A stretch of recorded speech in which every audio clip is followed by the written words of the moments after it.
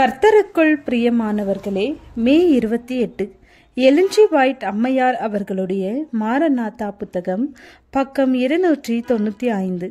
இன்றைய தியானத்திற்காக தெரிந்து கொள்ளப்பட்ட தலைப்பானது போலிகள். வசனம் ஏசாயா 8வது அதிகாரம் 20வது வசனம். வேதத்தையும் சாட்சி ஆகமத்தையும் கவனிக்க வேண்டும். இந்த வார்த்தையின்படியே சொல்லாவிட்டால் அவர்களுக்கு விடியற் காலத்து வெளிச்சமில்லை. தேவனுடைய மக்கள் வேத வாக்கியங்களினிடத்திற்கு வழி நடத்தப்படுகிறார்கள். இருளின் சக்திகளின் ஏமாற்றும் வல்லமைகளுக்கும் பொய்யான போதகர்களுக்கும் எதிராக வேத வாக்கியங்களே அவர்களது பாதுகாப்பாகும். வேதாகமத்தை பற்றிய அறிவை மனிதர் பெற்றுக்கொள்ளாதபடி சாத்தான் தான் செய்யக்கூடிய அனைத்து உபாய தந்திரங்களையும் பயன்படுத்துகிறான். ஏனெனில் வேத வாக்கியங்களில் காணப்படும் தெளிவான விளக்கங்கள் அவனது வஞ்சகங்களை வெளிப்படுத்துகின்றன. தேவனுடைய ஊழியத்தில் ஏற்படுகின்ற ஒவ்வொரு எழுப்புதலிலும் தீமையின் பிரபுவானவன் அதிக முனைப்போடு நடவடிக்கைகளில் ஈடுபடத்தக்கதாக வெளிப்படுகிறான். கிறிஸ்துவிற்கும் அவரது பின்னடியார்களுக்கும் எதிராக நடத்துகின்ற ஒரு இறுதி போராட்டத்தில் இயலும் அளவிற்கு இந்நாட்களில் வலிமையோடு முயற்சித்து கொண்டிருக்கின்றான். மாபெரும் கடைசி வஞ்சகம் வெகு சீக்கிரத்தில் நமக்கு முன்பாக வெளிப்படவிருக்கிறது. அந்தி கிறிஸ்து நமக்கு கண்களுக்கு முன்பாக அவனது அற்புதமான செயல்களை நடத்தி காட்டப் போகிறான்.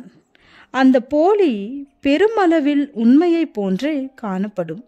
எனவே பரிசுத்த வேத வாக்கியங்களின் உதவியின்றி இந்த இரண்டிற்கும் உள்ள வித்தியாசத்தை வேறுபடுத்தி அறிவது மிகவும் கடினம். அவர்களது சாட்சியின் மூலமாக அவர்களுடைய ஒவ்வொரு கூற்றும் ஒவ்வொரு அற்புதமும் சோதித்தறியப்பட வேண்டும்.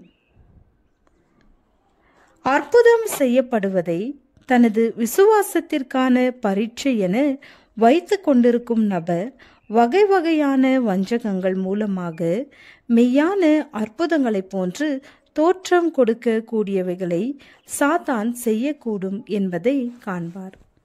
சாத்தான் தந்திரமாக வேலை செய்கிறவன்.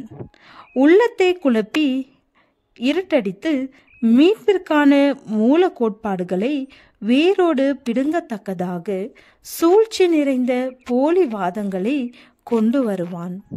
வேத வாக்கியங்கள் எப்படி கூறுகிறதோ அதை அப்படியே ஏற்றுக்கொள்ளாதவர்கள் அவனுடைய கண்ணியிலே அகப்பட்டு கொள்வார்கள். ஒவ்வொரு கணத்திலும் தீய தூதர்கள் நமது பாதையிலே வந்து கொண்டிருக்கிறார்கள்.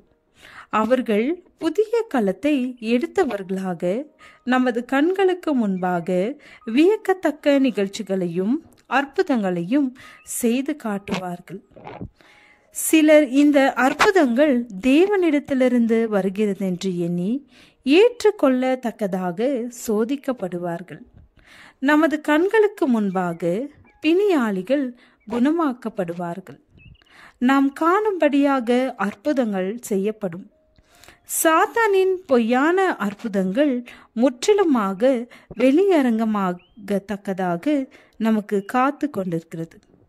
இத்தகைய சோதனையை சந்திக்க நாம் ஆயத்தமா இருக்கிறோமா? அநேக ஆத்துமாக்கள் கண்ணியில் அகப்படுத்தப்பட்டு வீழ்த்தப்பட்டு விடமாட்டார்களா? தேவனுடைய தெளிவான கொள்கைகளினின்றும் கட்டளைகளினின்றும் வழி விலகி சென்று கட்டுக்கதைகளின் மீது கவனம் செலுத்துவதினால் அநேகருடைய உள்ளங்கள் இத்தகைய பொய்யான அற்புதங்களை ஏற்றுக்கொள்ள ஆயத்தமாகி கொண்டிருக்கின்றன.